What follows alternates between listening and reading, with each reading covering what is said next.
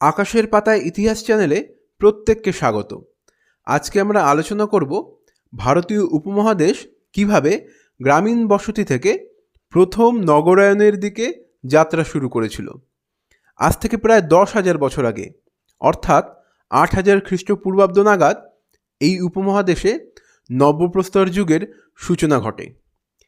এই যুগের সবচেয়ে গুরুত্বপূর্ণ বৈশিষ্ট্য হল কৃষিকাজের উদ্ভব। কৃষিকাজের উদ্ভবের ফলে স্থায়ী বসতি গড়ে ওঠে, গ্রামীণ বসতির বিস্তার ঘটে। ভারতীয় উপমহাদেশে বেশ কিছু প্রত্নস্থল এই নব্যপ্রস্তর যুগের সাক্ষ্য নিয়ে হাজির।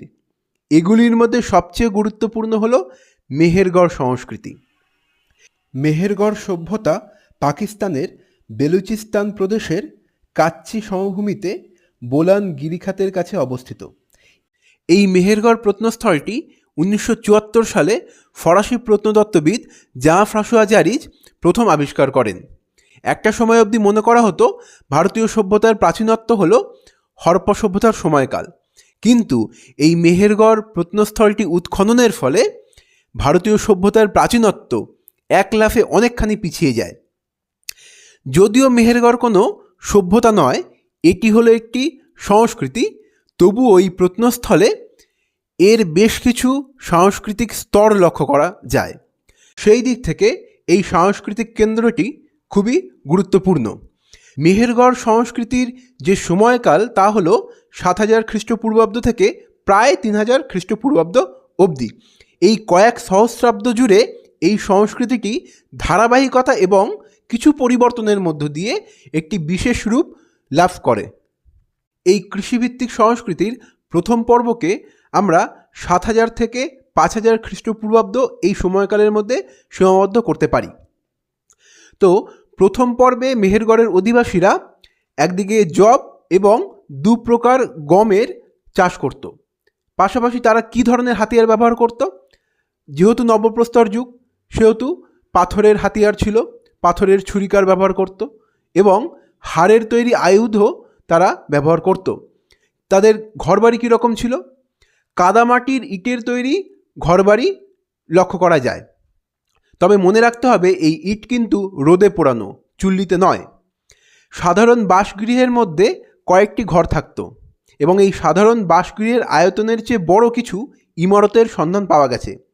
প্রত্নতত্ত্ববিদরা মনে করেন যে এগুলি হলো শস্যাগার, অর্থাৎ হরপ্পা সভ্যতায় নয়, প্রথম শস্যাগারের উপস্থিতি মেহেরগড় সংস্কৃতিতে পাওয়া গেছে। প্রথম পর্বে কোনো মৃৎপাত্রের অবশেষ পাওয়া যায়নি, তবে মাল্যদানার উপস্থিতি লক্ষ্য করা গেছে। তাই মনে করা হয় যে অলঙ্কার শিল্পের বিকাশ ঘটেছিল। দ্বিতীয় পর্বকে আমরা 5,000 খ্রিস্টপূর্বাব্দ থেকে 4,000 খ্রিস্টপূর্বাব্দের মধ্যে সীমিত করতে পারি। এই পর্বে ঘরবাড়ির ক্ষেত্রে ধারাবাহিকতা লক্ষ্য করা যায়, অর্থাৎ কাদামাটির ইটের তৈরি ঘরবাড়ি তখনও ছিল। তবে পরিবর্তন তথা নতুনত্ব আমরা কি দেখতে পাই? মেহেরগড়েই বিশ্বের প্রথম প্রাচীন কার্পাস ফলনের পরিচয় পাওয়া যায়।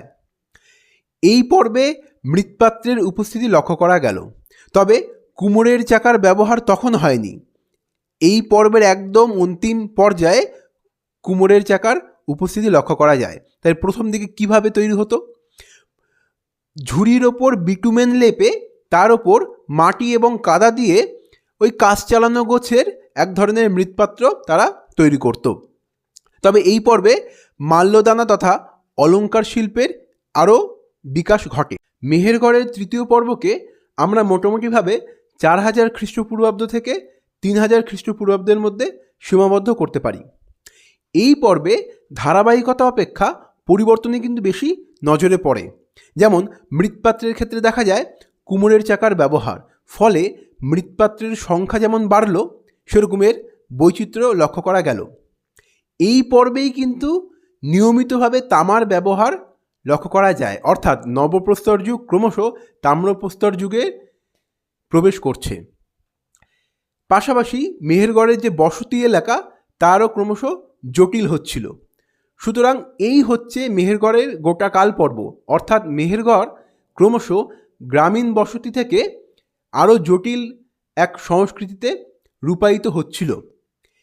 তো মেহেরগড় ছাড়াও উপমহাদেশে আরও বেশ কিছু প্রত্নস্থল লক্ষ্য করা যায় যেখানে নবপ্রস্তর যুগের সাক্ষ্য রয়েছে, যেমন কিলিগুল মোহাম্মদ, আমরি, নাল, কোকদিজি প্রভৃতি। এই সমস্ত প্রত্নস্থলেও কিন্তু আমরা গ্রামীণ বসতির বিস্তার লক্ষ্য করব। আধুনিক ইতিহাসবিদেরা হরপ্পা সভ্যতাকে 3টি পর্যায়ে ভাগ করেছেন। এক, আর্লি হরপ্পান অর্থাৎ আদি পর্যায়, ম্যাচিওর হরপ্পান অর্থাৎ বিকশিত পর্যায়, আর লেট হরপ্পান অর্থাৎ পরবর্তী পর্যায়। তো এই আর্লি হরপ্পান অর্থাৎ আদি পর্যায়ের মধ্যে আমরি, নাল, কোকদিজি এই ধরনের সাংস্কৃতিক স্তরকে আমরা ধরতে পারি, এবং বিকশিত পর্যায় হচ্ছে এর নগরায়নের পর্যায় এবং পরবর্তী পর্যায়। তো এই 3 ভাগে গোটা হরপ্পা সভ্যতার সময়কাল আমরা দেখতে পাই। 1921 সালে দয়ারাম সাহানি হরপ্পা সভ্যতার হরপ্পা প্রত্নস্থলটি আবিষ্কার করেন। এই প্রত্নস্থলের নাম অনুসারেই গোটা সভ্যতাটিকে হরপ্পা সভ্যতা হিসেবে চিহ্নিত করা হয়। পূর্বে একে বলা হতো সিন্ধু সভ্যতা, যেহেতু সিন্ধু নদীর উপত্যকাতেই এই সভ্যতা গড়ে উঠেছিল, কিন্তু পরবর্তীতে সিন্ধু উপত্যকার বাইরের একটা বিস্তীর্ণ অংশে এই সভ্যতার বিভিন্ন কেন্দ্র খুঁজে পাওয়ার দরুন এর নাম পরিবর্তিত হয়ে হয় হরপ্পা সভ্যতা। এই হরপ্পা যে প্রত্নস্থল, এর আদি পর্যায়কে রাভি স্তর বলে চিহ্নিত করা হয়। এই পর্যায়ে এটি ছিল গ্রামীণ বসতি মাত্র। বাসিন্দারা ছোটোখাটো কুঠুরিতে বসবাস করত, যার দেয়ালগুলো ছিল বাখারি বা কঞ্চিতে তৈরি এবং তার গায়ে মাটি লেপা হতো। কাঠের খুঁটিও ব্যবহার করা হতো। পরবর্তী পর্যায় হলো কোকদিজি পর্যায়। এর সময়কাল হচ্ছে 1800 থেকে 2600 খ্রিস্টপূর্বাব্দ।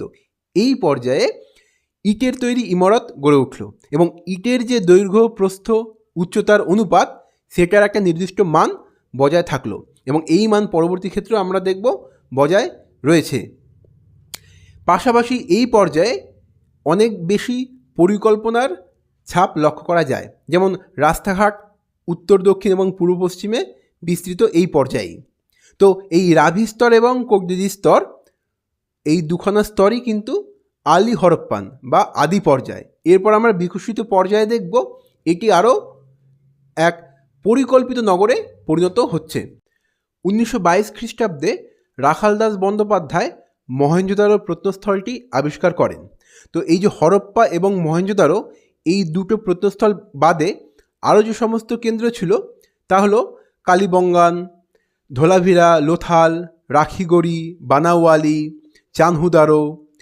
তো চানহুদারো বাদ দিয়ে বাকি যে সমস্ত কেন্দ্রগুলো রয়েছে তাদের একটা সাধারণ বৈশিষ্ট্য হলো প্রতিটি নগর প্রায় 2টি এলাকায় বিভক্ত।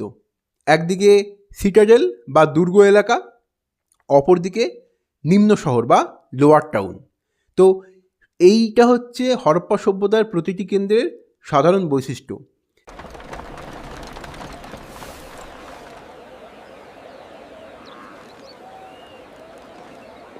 প্রায় প্রতিটি কেন্দ্রেই রাস্তাঘাটগুলো উত্তর, দক্ষিণ, পূর্ব, পশ্চিমে বিস্তৃত। বড় বড় রাস্তাগুলো উত্তর দক্ষিণে আর ছোটোখাটো গলিগুলো পূর্ব পশ্চিমে বিস্তৃত। ফলে মহেঞ্জোদারো, হরপ্পা এই ধরনের কেন্দ্রগুলো দাবার ছকের মতো হয়ে উঠত।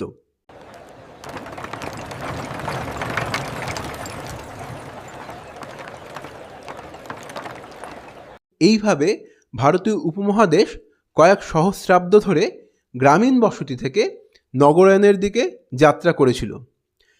তো আমার এই আলোচনার উদ্দেশ্য হলো কনসেপ্টগুলো ক্লিয়ার করা, যাতে শুধুমাত্র পুঙ্খানুপুঙ্খ বর্ণনার মধ্য দিয়ে ইতিহাস কোনো শুষ্ক বিষয়ে পরিণত না হয়, বরং ধারণাগুলো ক্লিয়ার করার মধ্য দিয়ে তা যেন আরও প্রাঞ্জল হয়ে ওঠে।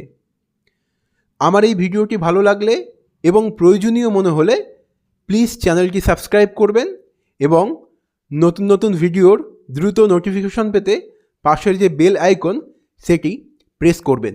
ধন্যবাদ।